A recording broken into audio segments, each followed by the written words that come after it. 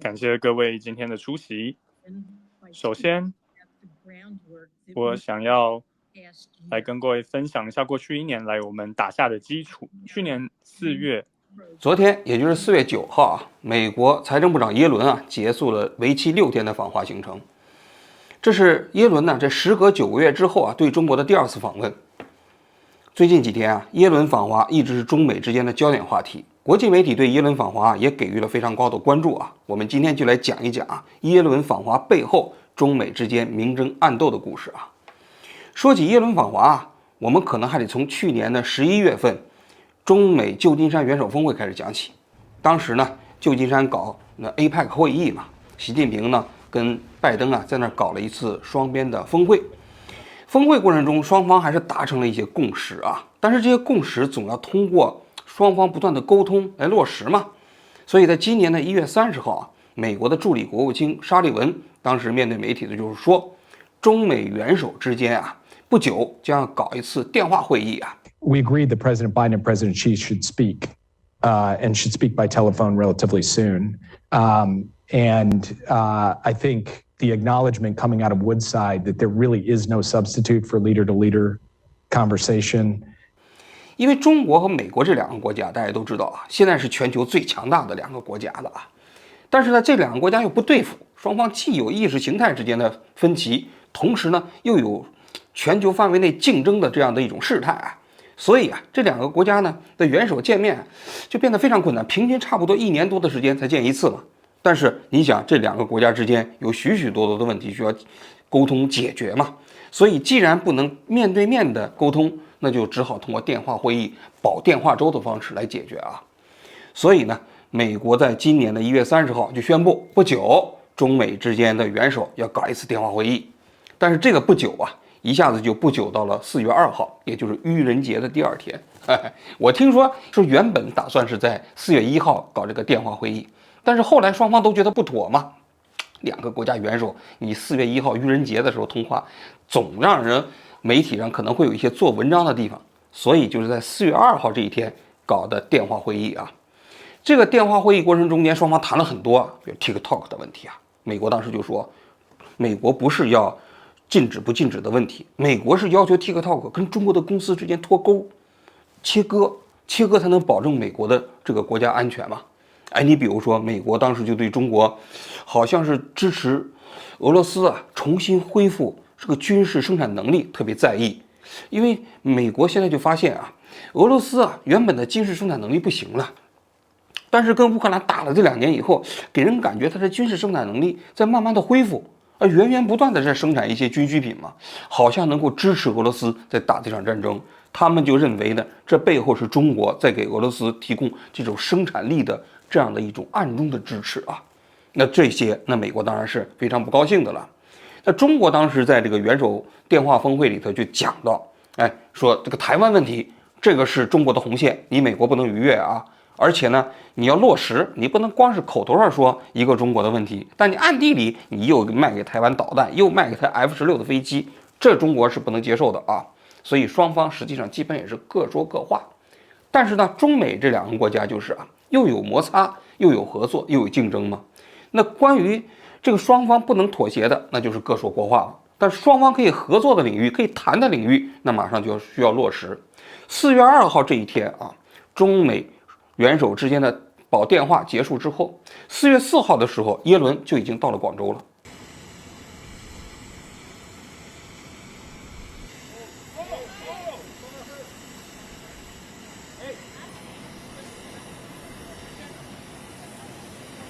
大家可以想象一下中美这2个国家之间还有时差呢，所以说实际上等于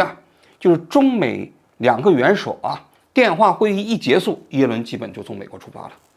所以4月4号这一天他抵达了广州。4月5号这一天呢，耶伦就在广州跟中国的国务院副总理何立峰谈了3个小时。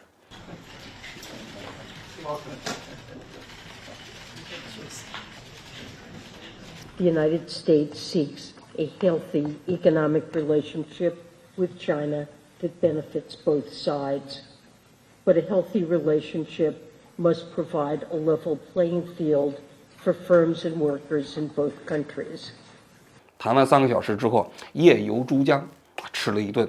中餐啊，吃的中餐的菜单还都传到网上了。然后紧接着在4月6号这一天呢，他是北上北京，在北京呢，他见了央行的行长易纲，国务院的总理李强。当前中美关系在两国元首的战略指引下，呈现出极为回升的态度。I believe that over the past year, we've put our bilateral relationship on a more stable footing. This is not meant ignoring our differences or avoiding tough conversations. It has meant understanding that we can only make progress if we directly and openly communicate with one another. 同时还见了退休的一个副总理刘鹤。说到刘鹤这里其实挺有意思的耶伦2次访华都见了刘鹤，但其实刘鹤已经退休了。按照中国官员的序列，他已经退休了。那你想想，一个在任的美国的财政部长，2次访问中国都见了刘鹤，这说明什么？这说明刘鹤虽然退休了表面上退休了，但实际上仍然在中国的经济决策过程中发挥着非常大的作用。事实上，就我的了解刘鹤现在本人还住在中南海，实际上还积极地参与着中国的这种经济政策和经济决策的过程中。所以耶伦到北京还见了刘鹤那么耶伦这次访华最重要的一个目标其实他在访华之前就已经说得非常明确了。In particular, I'm concerned about global spillovers from the excess capacity that we're seeing in China. In the past, in industries like steel and aluminum,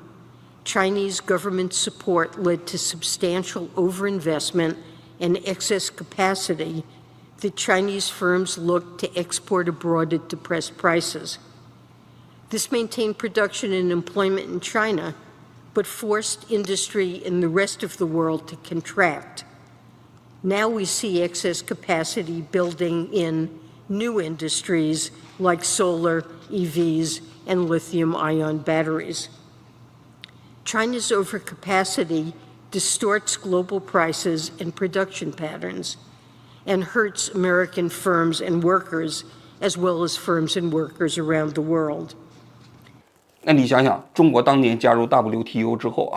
那钢铁的产能迅速开始蓬勃发展那全世界95%的粗钢产量全是中国的，只有5%所谓的精细高端的钢铁的产量被日本欧洲少数国家还占有一定的份额，其他全部被中国占领了。所以美国就认为这个故事不能再重演了，美国不能再容忍中国在重演过去10几年前钢铁行业的故事It's important to the President and me that American firms and workers can compete on a level playing field. We've raised overcapacity in previous discussions with China, and I plan to make it a key issue in discussions during my next trip there. 也就是说，美国要求中国要限制自己的产能，要维持贸易平衡。那么美国当时指的这一次的所谓的新能源产业，主要就是中国说的新3样。哪新3样呢？就是新能源汽车、锂电池行业和光伏产业。那之所以引起美国的高度紧张其实也有一定的道理那么现在新能源汽车，我前几天做那小米的一期节目已经讲过了现在全球的新能源汽车的行业里头，65%左右的产能来自于中国。也就是说，每生产3辆新能源汽车，那么有2个是中国生产的。那你想想，这是很可怕的一个数字吧？那锂电池行业也很夸张锂电池行业全世界产量的60%来自于中国。更可怕的是，就是锂的精细加工，就最终的精炼加工这个环节全球72%是被中国所控制的。那光伏产业那就更可怕了。光伏产业历经20年的发展那这个全球整个光伏产业的80%的产能来自于中国。那其中涉及到那个硅片的这个生产全球产量的97%都是中国生产的。那你想想，那这个对美国和欧洲这个国家的压力就非常大了。更可怕的是，就中国这3个产业不但产量大，而且成本非常低。你就拿光伏产业来讲吧，中国的光伏产业这个生产出来的这个产品啊，成本比印度低10%，比美国低30%，比欧洲低60%。那你想想，这游戏就没法玩了，是吧？那你比欧洲低60%，那你欧洲那些厂商你怎么办呢？新能源汽车也大差不差呀。我前几天做那小米汽车那期节目里就可以看到，小米汽车它之所以有可能成为一个搅局者，就在于小米这家企业当年在手机行业里头就扮演了一个价格屠夫的这么一个角色，而且它真的颠覆了整个手机行业，因为它的成本控制实在是太成功了。现在中国的新能源汽车的这个普遍的成本都明显低于欧洲和美国这些国家生产的新能源汽车，除了特斯拉这一家以外啊，特斯拉的成本还是控制得非常成功的啊。除此之外，传统的汽车豪强的那些新能源汽车的成本都远远高于中国。锂电池这个行业就更不用讲了，你像特斯拉，现在实际上有很多汽车就是用的宁德时代的电池嘛。那也就是说，中国这些电池生产呢，它本身呢，它的成本控制非常成功，所以这就让美国啊，也包括欧洲啊，产生了一个非常大的危机感。所以这一次啊，耶伦访华实际上就是想解决这个问题。但是耶伦当时访华认为中国这是产能过剩，认为你中国你自己消化不了了，你把这些东西你要推销到全世界去。那中国现在真的是实在是太大了，其他的国家没有办法去接受或者是吞吐容纳中国这样子这么多的产能，但是中国因为有这么多的产能，所以它会影响全球的这个价格市场，那变成说全球必须要被迫接受中国这一些廉价便宜的商品，所以他就要求中国啊，你要控制自己的这样的一个产能过剩，你不能把这些产能全部倾销到其他国家去，这是耶伦的理由啊。那中国啊，不管是何立峰啊，也包括李强啊，在跟耶伦见面的时候都反复强调，说实际上中国的这新三样啊，不是产能过剩啊，从全世界范围内是产能不足啊。因为这些行业你去看，每年的增长都超过50%，为什么增长超过50%呢？是因为需求强劲呢，需求强劲才能够增长这么快嘛。所以说它不是产能过剩，是产能不足。之所以你们认为产能过剩，是因为你们的竞争力不足啊。然后呢，这李强啊、何立峰啊、包括刘鹤啊，就反复在跟耶伦讲，你要讲自由贸易原则，对不对？这市场经济最公平的原则不就是什么自由贸易？你怎么能搞贸易保护主义呢？现在想想啊，其实这个场景啊，有点可笑啊。就是你想想，当年啊，就是中国在刚刚改革开放的时候，实际上我们对这些欧美这些国家施加了很多关税方面的特别保护啊，就是认为美国、欧洲这些国家生产出来的产品价格低嘛，而且质量好嘛。但是没想到，这个40年之后风水轮流转呢，就中国现在生产出来的这个产品呢，让美国和欧洲觉得不得了了，受不了了，要加以特别关税以保护。那么这双方到底谁说的有道理，或者说怎么评价这所谓的中国的新能源产业啊，这个产能过剩问题和工业海啸问题呢？我这里头我要首先讲一下啊，大家还记不记得中国刚刚加入 WTO 之后啊，它可不仅仅是中国这个现在的这个产业占领了全世界，很多产业都占领了全世界呀，对吧？最先占领全世界的实际上就是服装产业，大家都知道，中国一年生产的服装产业的量700亿件，700亿件呢，占全球产量的50%。所以中国当时加入 WTO 之后，迅速占领全世界的啊，就是服装。第二个行业是家具。家具在2006年的时候，中国成为了全世界啊最大的家具出产国。那么整个 GDP 呢，就产值呢占到全世界这个行业的大概是35%，产量呢实际上占到50%以上，把传统的那些家具这个厂家啊，那个强国都给干翻了啊。第三个行业呢就是白色家电。当年改革开放之前啊，中国的实际上家电行业是不行的。但是改革开放之后呢，通过引进外资啊，通过自己合资办厂啊，中国的白色家电呢就成长起来了。那么最终呢，不但是质量好，而且是价格低。那现如今呢，白色家电行业啊，中国已经占领了全世界产量的50%，其中空调行业占领了80%。还不说义乌那些小商品呢。所以中国被称之为世界工厂啊，中国制造啊，其实就是过去这20多年来，将近30年，中国这个产业不断占领全世界的过程啊。但是大家有没有观察到啊？就是过去中国这个所谓的中国制造世界工厂啊，并没有引起美国呀、欧洲这个国家太大的不安。为什么呢？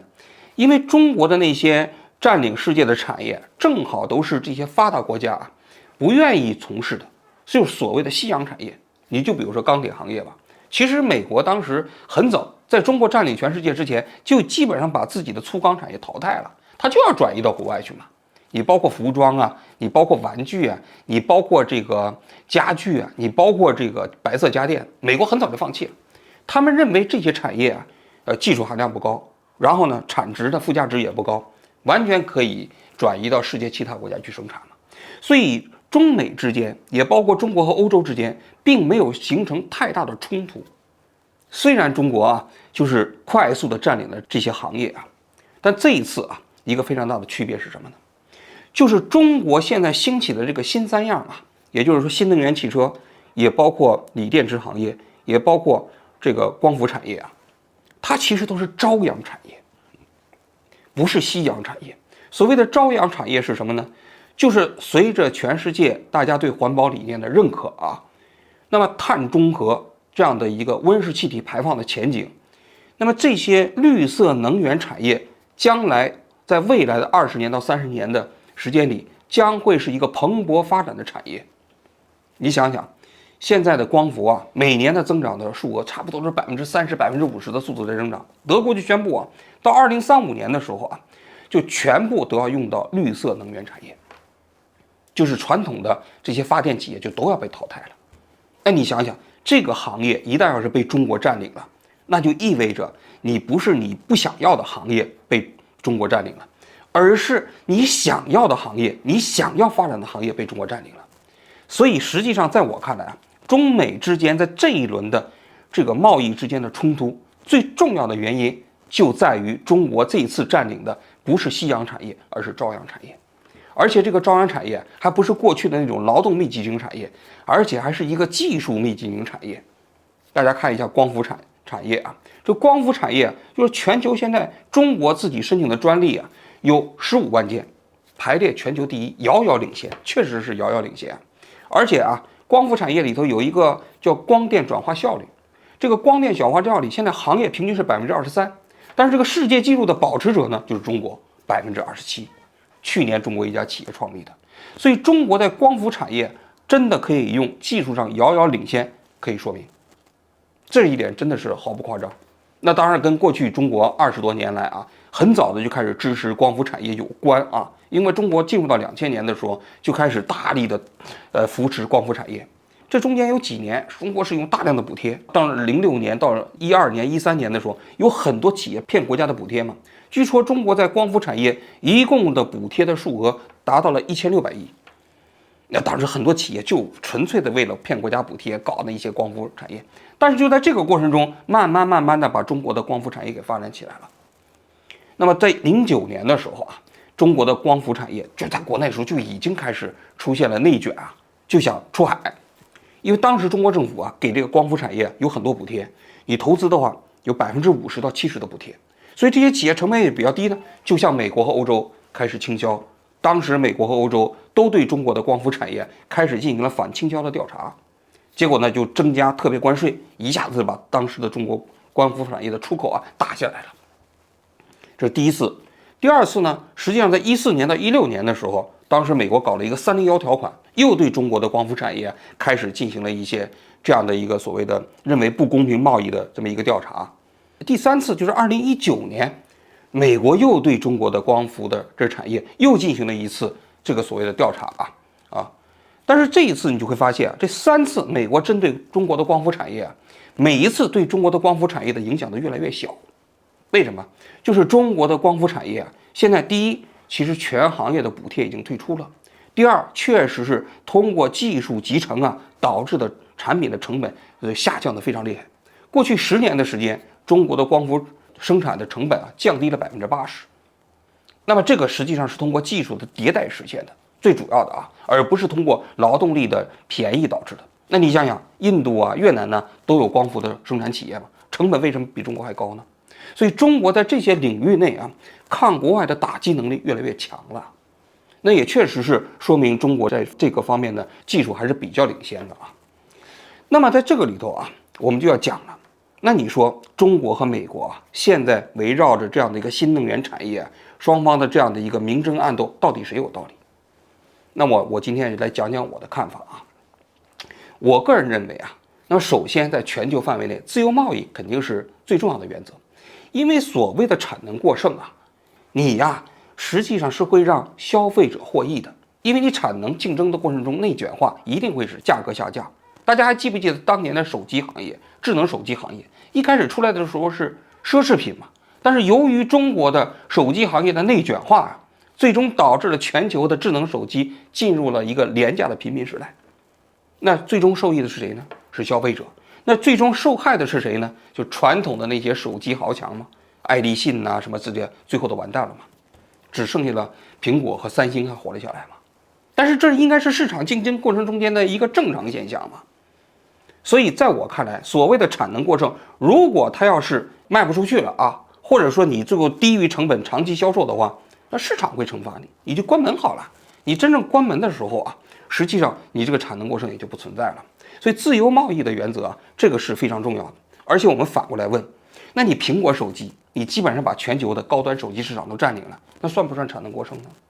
算不算是工业海啸呢？你比如说可口可乐，你占领了全世界的饮料市场的渠道，那算不算是产能过剩呢？你特斯拉现在是新能源汽车里头一枝独秀，是不是？那算不算产能过剩呢？算不算工业海啸呢？我个人觉得，这其实就是凭本事练功夫的这么一个市场，谁能竞争过对方，谁就是最终的获益者。当然了，我们也要看到一点啊，就是由于在现在这个全球化的时代啊，如果要是一个产品把其他国家的产业全部摧毁了，那么由于这些国家里的产业工人可能会普遍的失业，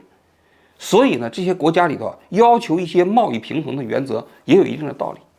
你就比如说汽车行业，欧洲我讲了吧，6%的人跟汽车行业有关，日本就更高了啊。如果日本的汽车行业被中国汽车行业打败，那整个日本我认为国运就结束了。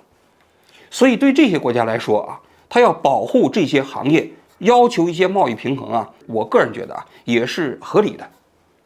所以呢，这其实在这个过程中间啊，就是一个国际利益格局的划分。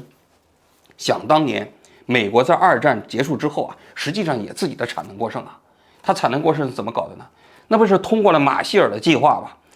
援助这些国家，同时呢，让这些国家也购买一些美国的产品嘛。那最终奠定了2战之后美国这一个超级大国的地位嘛。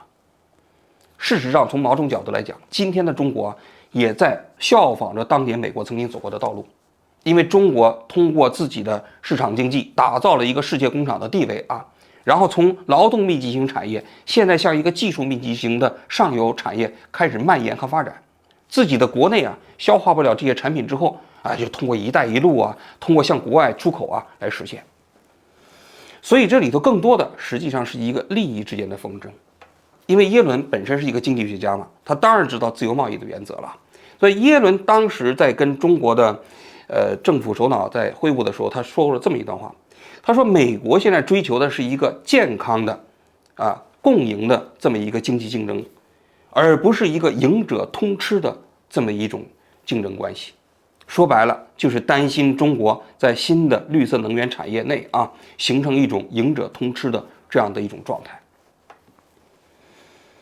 哎呀，说到底啊，我个人觉得啊，这个美国也包括欧洲这些国家，要想跟中国啊，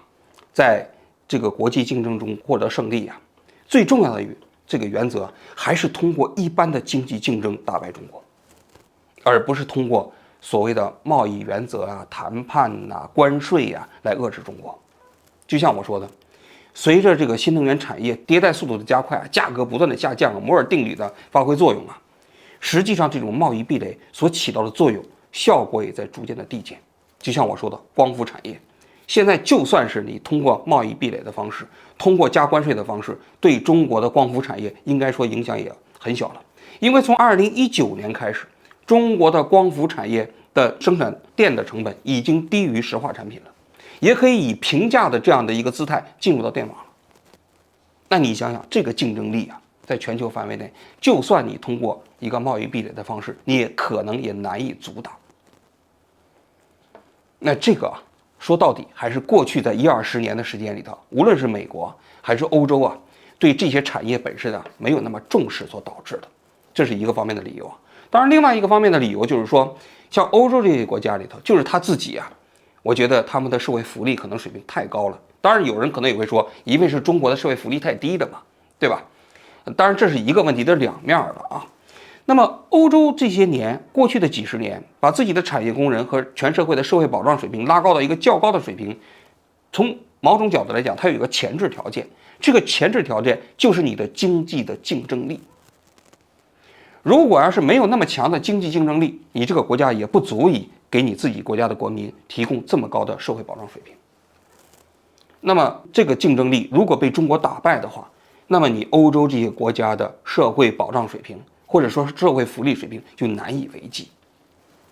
这其实是一个结构性的问题。有些人经常说，是吧？那为什么中国不能提高到这个欧洲的水平，而要求欧洲逐渐降低这个水平呢？这就是另外一个话题了。当然，我个人认为啊，中国实际上随着自己这些产业的发展，确实应该提高自己产业工人的报酬水平，提高中国的社会保障水平。因为你毕竟嘛，你已经在这个行业里头有了竞争力了嘛。然后呢，你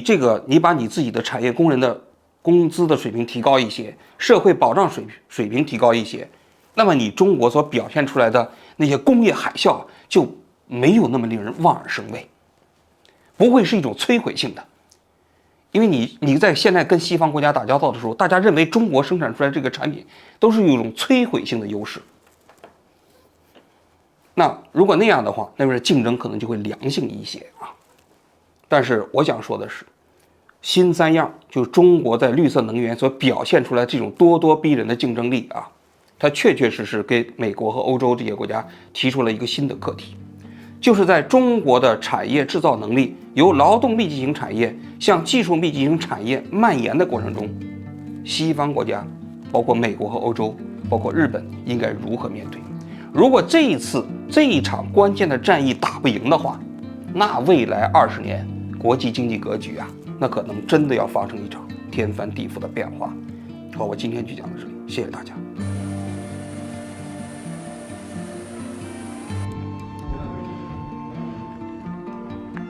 China's overcapacity distorts global prices and production patterns